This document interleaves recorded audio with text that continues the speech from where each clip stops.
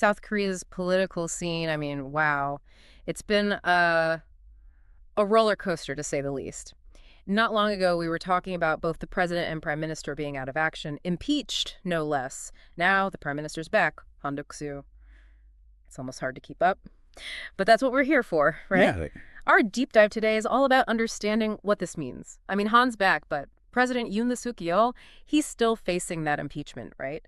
Plus, all those legal issues, the martial law declaration, it's a lot to untangle. We've got a ton of info to go through, reports and analysis trying to piece it all together, and hopefully by the end of this, we'll all have a much clearer picture of what's going on in South Korea. Where do we even begin with all this? well, it really highlights how quickly things can shift in politics. I mean, one day you're impeached, the next you're back in the seat of power, even acting as president. It's a fascinating, if somewhat unsettling example of just how dynamic these systems can be. Yeah, no kidding. Okay, so let's start with Han Duck-soo. He was impeached back in December, right? By the National Assembly. Right. The opposition party, they have a majority there. They voted to impeach him. But then, just this past Monday, the Constitutional Court, they overturned the impeachment. So what happened there? Why did they bring him back? Well, the court really looked into the accusations against Han, and they basically decided that they either weren't actually illegal or just weren't serious enough to remove him from office. 7 out of the 8 justices agreed on that. Yeah. They also questioned whether the impeachment vote in the assembly even had enough lawmakers present, to make it legitimate, the quorum. So yeah, a lot of it came down to procedure as well. And one justice disagreed with the ruling? I read that somewhere. Right. One justice did dissent, so it wasn't completely unanimous. Okay, so now Han's back as prime minister, and because Yoon's still suspended, he's acting president. South Korea's in a pretty precarious position right now, don't you think? Absolutely. And here's the thing. Han's reinstatement, it doesn't necessarily mean anything for President Yoon's impeachment. They were impeached for different reasons. Han, it was about those court vacancies. And Yoon, it all goes back to that martial law declaration. 2 separate issues. Okay, so just because the court decided to bring back Han, that doesn't mean they'll rule in Yoon's favor, too. Right. Different charges, different evidence, different context. The court's looking at each case individually. Plus, Han wasn't really involved in the martial law thing. Right, right. Makes sense. But I bet Yoon's supporters are feeling pretty good about this whole thing. Oh, yeah, for sure. Yeah. They probably see this as a sign that things might be turning around. All right, so let's rewind a bit. How did we even get to this point where both the president and the prime minister were out of commission? It's a wild story. It really is. It all started with President Yoon declaring martial law on December 3rd. That was a hugely controversial move. I mean, martial law, that's serious. Yeah, not something you hear every day. The backlash was swift. The National Assembly moved to impeach him, and then boom, the prime minister gets impeached too. Suddenly, the deputy prime minister, Choi Sang-mok, who was also the finance minister, he's thrust into the acting president role. You just don't see this kind of thing in a stable democracy. It was like uncharted territory.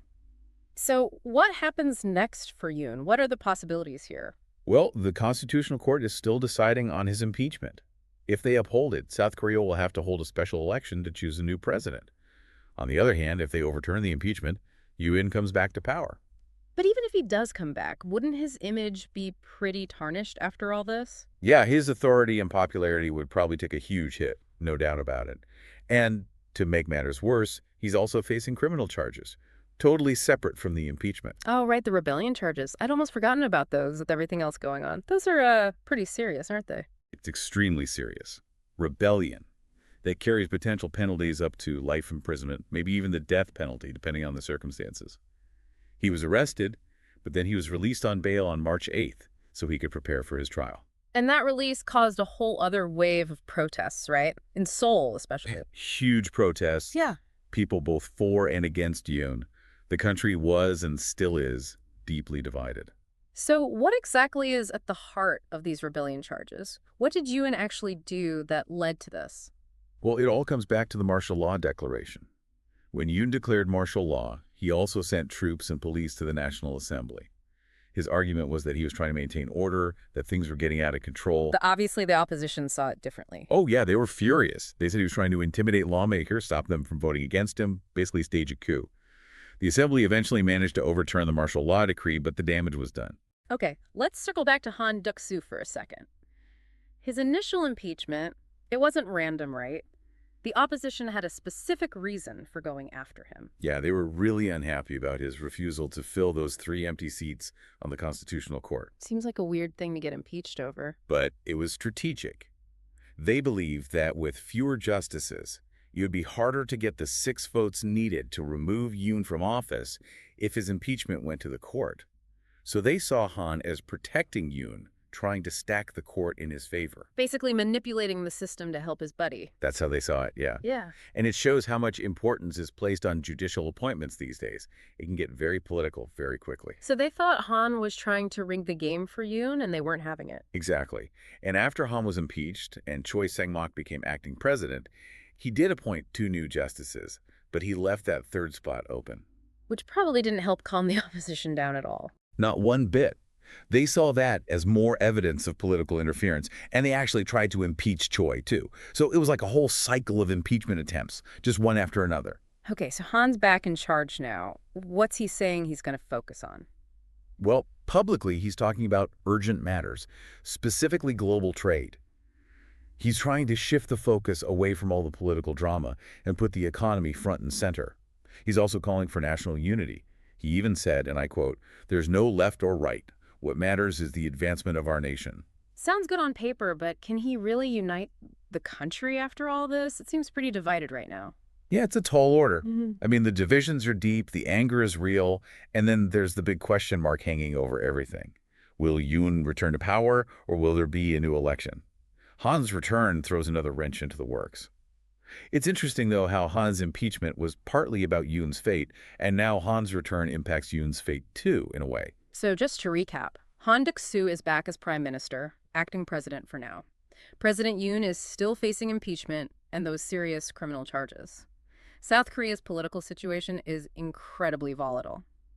Man, what a story. It's like something out of a movie. Definitely. A political thriller, for sure. Hopefully this deep dive has helped to make sense of it all, at least a little bit.